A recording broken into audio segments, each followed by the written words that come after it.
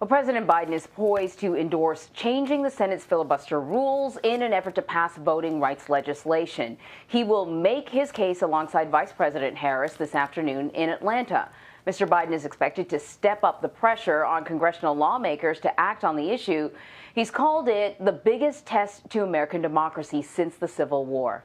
So we want to bring in the president of the National Urban League and former New Orleans mayor, Marc Morial, to talk a little bit more about the bills and President Biden's upcoming speech. And we should note that Marc is married to our very own Michelle Miller. Marc, very happy that you're joining us today. Good morning. You know, we've been talking about this all morning, good morning, that there are some groups that are sort of tired of the talk and they want to see action from this administration. What do you want to hear from President Biden today? So importantly, no matter what people feel about the speech, we are all united in the notion that to protect democracy, we have to pass these two bills that are pending in the United States Senate, number one.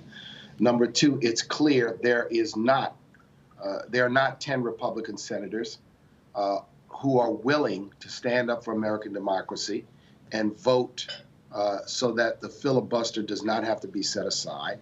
And therefore, thirdly, there will have to be a carve out of the filibuster. And so what we hope to see today is the full weight, the full power, the full passion of the presidency behind this effort to pass these bills forthwith, not in 2 months, not in 3 months, but immediately. And so this is what we want to see. Now, we have been pushing, demanding, encouraging, working to convince the president and his team now for several months to take this stand. And it is important that today he has responded to these demands with what I think is going to be an important speech.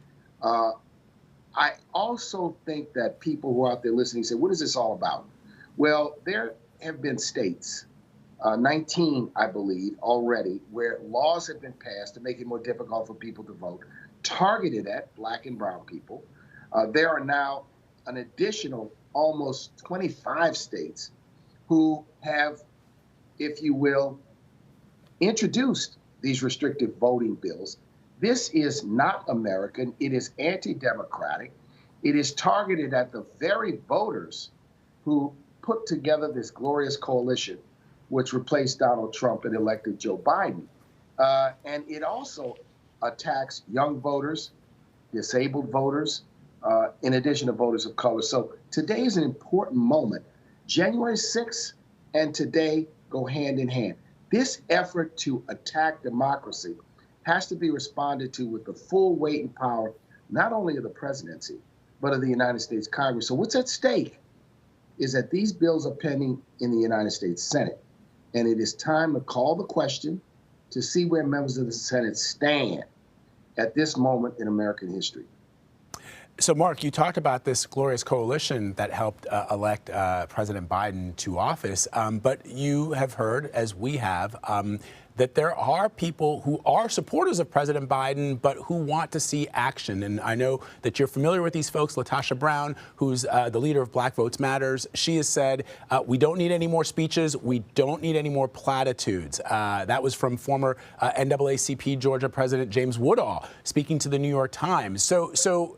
And to our own Ed O'Keefe, Cliff Albright of Black Voters Matter said that at the end of the day, the president came to the presidency vowing that his experience in the United States Senate would allow him to get things done, and that he's not able, what is he saying now to people who are asking him to get this done, that he can't whip these votes. He can't get Manchin, Sinema, perhaps Tester, and even Senator Kelly on board to get this done without nixing the filibuster rule. What do you say to those folks?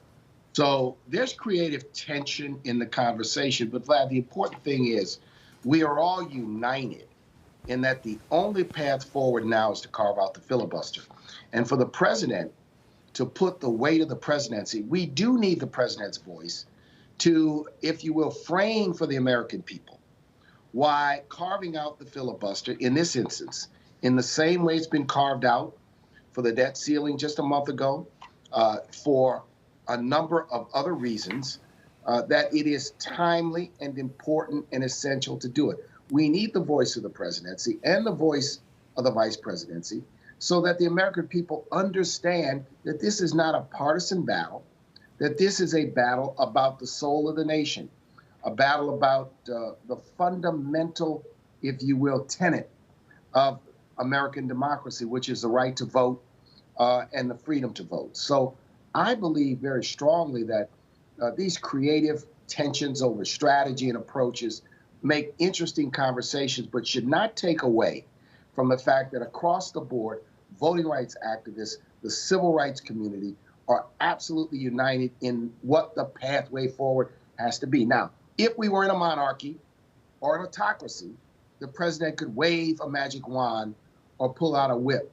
The fact of the matter is the United States Senate is stubbornly a deliberative, sometimes body of procrastination. And I say today that Americans' advocacy in support of this needs to be focused on those wavering U.S. senators.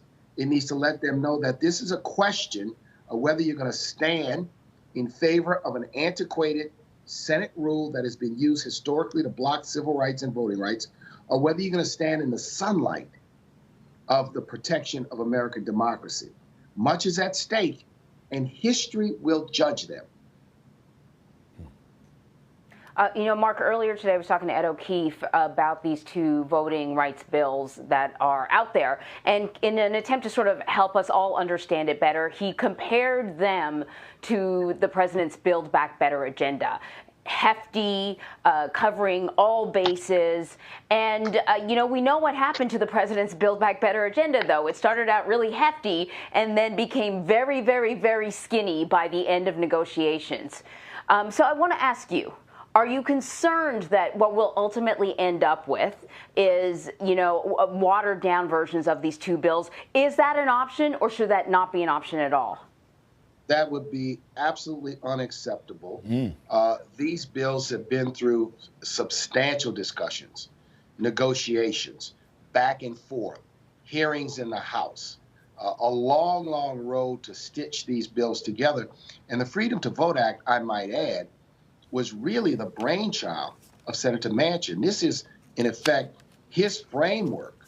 The John Lewis Voting Rights Act is an effort to fix, if you will, the damage done to the Voting Rights Act by the United States Supreme Court, but also bring it in line with current realities and the current state of play of voting rights and race in America. So these bills, to suggest a watered-down version, to suggest a weakened version would be absolutely unacceptable to us because democracy is not something to be compromised on. The right to vote is not something to be chopped into pieces and parcels. It is a comprehensive set of values. It is fundamental to who we are as a nation. And it is why I think we are who we are. Look, we're now in the foreign arena battling with Vladimir Putin. Russia is not a democracy. China is not a democracy.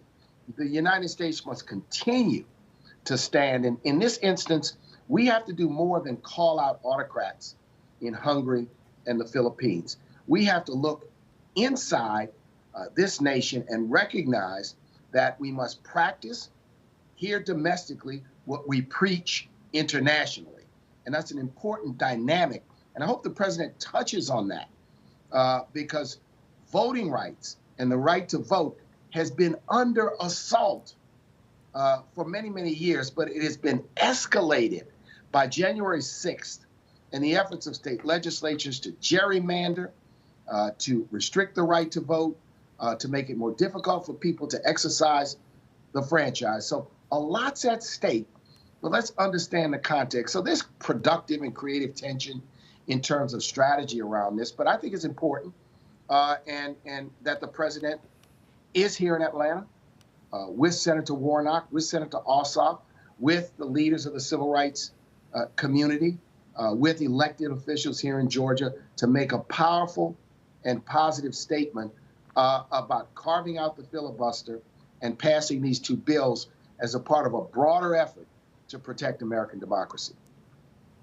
Marc Morial, always great to have you, my friend, to talk about Thank this. you. Certainly, we'll look to have you back on after we hear from the president and later on when we hear from Senator Schumer, because that's really going to be where we see this action that the president is expected to make a call for today. So I'm looking to hear from you down the line on Thanks, that. Vlad. Thanks, Anne Marie. Always appreciate you all. Yes, sir. Thank you very much.